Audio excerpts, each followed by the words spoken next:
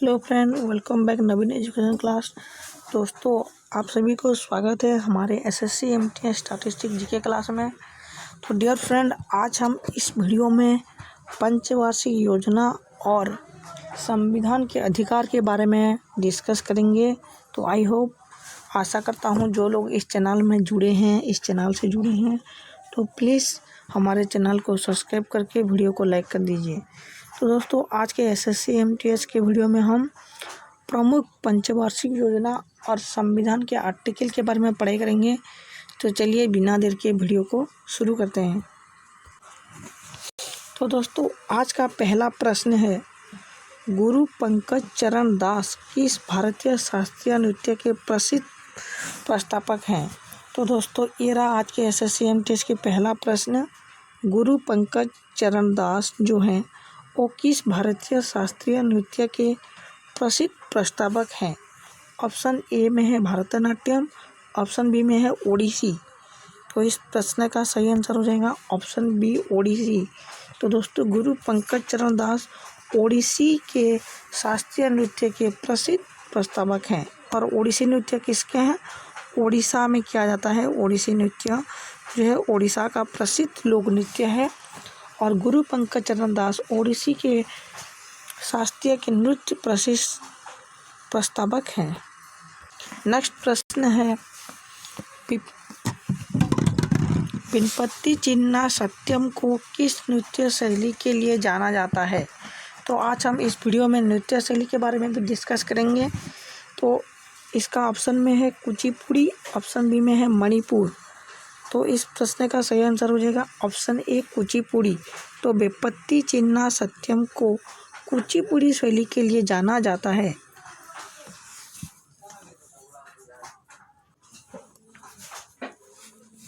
Next प्रश्न है, गरीबी हटाओ का नारा कौन सी पंचवार्षिक योजना में दबा गया है? मतलब गरीबी हटाओ नारा कौन सी पंचवार्षिक योजना पे लागू किया गया है?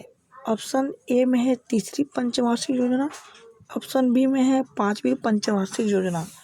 तो इस प्रश्न का सही आंसर हो जाएगा ऑप्शन ए, तीसरी पंचवार्षिक योजना में गरीबी हटाओ के नारा का योजना दावा किया गया था। तो दोस्तों, आपको मैं बता देता हूँ, चाहे एसएससी के एमटीएस हो, सीजीएल हो या फिर रेलवे की कोई एग्ज़ाम हो, बिहार, यूपी पुलिस, किसी का भी एग्ज़ाम हो, तो आपको जीके जीएस में पंचवार्षिक योजना, लोक नृत्य, संविधान के आर्टिकल, और प्रमुख उद्योग, नेशनल पार्क, जातीय उद्यान, प्रमुख योजना, प्रमुख मेला, इन सब से एक एक प्रश्न आपको जरूर आएगा। तो आज के इस वीडियो में हम प्रमुख पंचवार्षिक योजना और प्रमुख संविधान के आर्टिकल के बारे में ही डिस्कस करेंगे।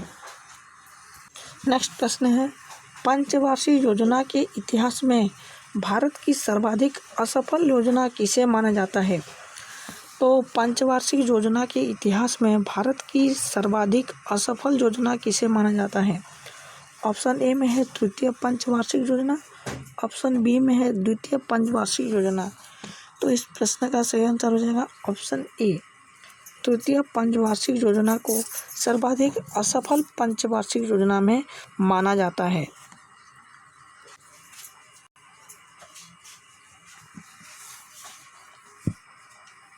नेक्स्ट प्रश्न है, भारत में प्रथम पंचवार्षिक योजना कब से कब तक चली थी? तो दोस्तों, भारत में पहली बार जब पंचवार्षिक योजना हुई, वो प्रथम पंचवार्षिक योजना कब से कब तक चली थी?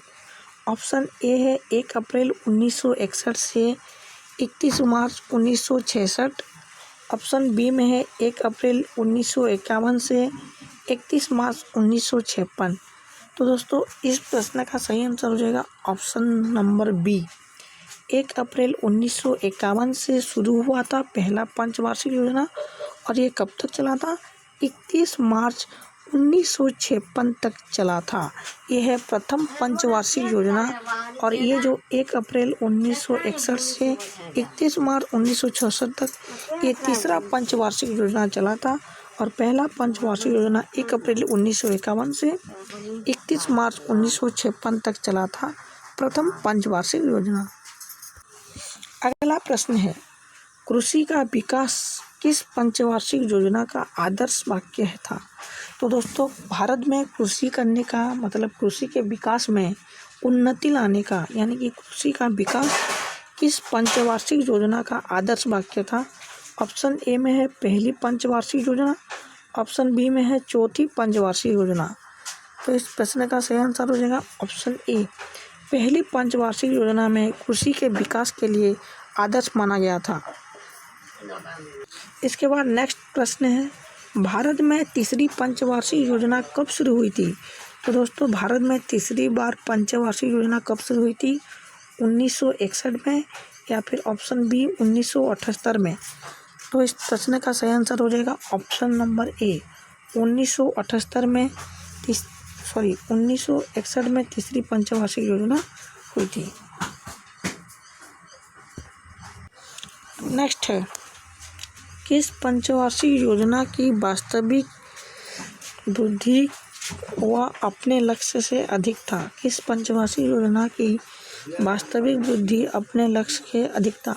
ऑप्शन ए पहली पंचवार्षिक योजना, ऑप्शन बी दूसरी पंचवार्षिक योजना।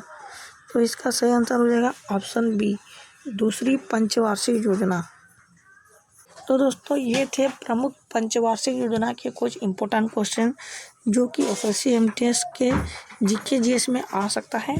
तो आज हम इस वीडियो में नेक्स्ट बात करेंगे भारत के आर्टिकल के बारे में डिस्कस करेंगे। ये भी मोस्ट इम्पोर्टेंट क्वेश्चन होने वाले हैं इस साल एसएससी एमटीएस के लिए। तो चलिए जानते हैं इस प्रश्न को। सर्वोच्च न्यायालय के मूल क्षेत्राधिकारी को किस आर्टिकल में परिभाषित किया गया है? तो दोस्तों, आप प्रश्न को सही से पढ़िए। सर्वोच्च न्यायालय के मूल क्षेत्राधिकारी को किस आर्टिकल में परिभाषित किया गया है? ऑप्शन ए में है आर्टिकल 131, ऑप्शन बी में है आर्टिकल 142। तो इस प्रश्न का सही आंसर हो जाएगा ऑप्शन नंबर ए, आर्टिकल 131 में सर्वोच्च न्यायालय के मूल क्षेत्राधिकार को परिभाषित किया गया है। नेक्स्ट अगला प्रश्न है, भारतीय संविधान का कौन सा अनुच्छेद राज्यपालिका के संबंधित है? तो भारतीय संविधान का कौन सा अनुच्छेद में राज्य कार्यपालिका से संबंधित है? ऑप्शन ए 151 से 165, ऑप्शन बी 152 से 166।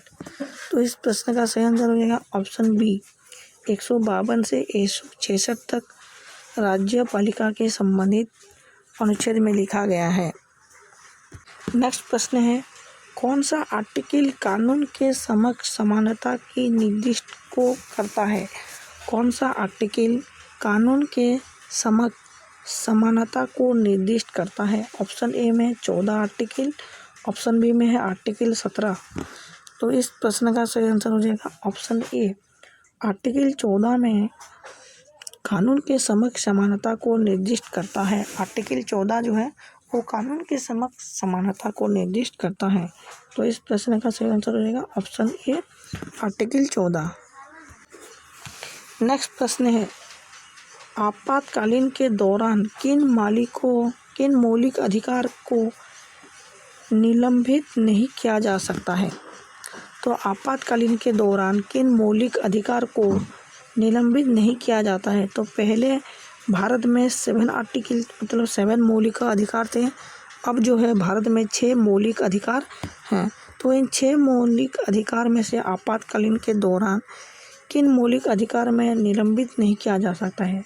Option A 20-21, option B 29-30। तो इस प्रश्न का सही आंसर हो जाएगा ऑप्शन ए, 20-21 के दौरान मौलिक अधिकार को आपातकालीन के दौरान निलंबित नहीं किया जा सकता है। तो इस प्रश्न का सही आंसर है ऑप्शन ए, मौलिक अधिकार के 21 और 20-21 में किया गया है। तो दोस्तों, आज के इस सेशन का अंतिम प्रश्न है। इस प्रश्न को ध्यान से देखिए, किस आर्टिकल के तहत सर्वोच्च न्यायालय से परामर्श करने के लिए राष्ट्रपति को शक्ति दी गई है? तो दोस्तों, ये मोस्ट इम्पोर्टेंट क्वेश्चन है कि किस आर्टिकल के तहत सर्वोच्च न्यायालय से परामर्श करने के लिए राष्ट्रपति को शक्ति दी गई है? Option A article 143, option B article 245। तो दोस्तों इस प्रश्न का सही आंसर है ऑप्शन ए आर्टिकल 143। तो दोस्तों आर्टिकल 143 के अनुसार सर्वोच्च न्यायालय से परामर्श करने के लिए राष्ट्रपति को शक्ति दी गई है। तो इस प्रश्न का सही आंसर है ऑप्शन ए आर्टिकल 143। तो दोस्तों ये रहा आज के एसएससी एमटीएस स्टैटिक जीके के कुछ इम्पोर्टेंट क्वेश्चन। तो मिलते हैं अगले वीडियो के साथ एक नए क्वेश्चन स्टैटिस्टिक जीके के साथ मिलते हैं। तब तक के लिए हमें इजाज़त दीजिए। धन्यवाद।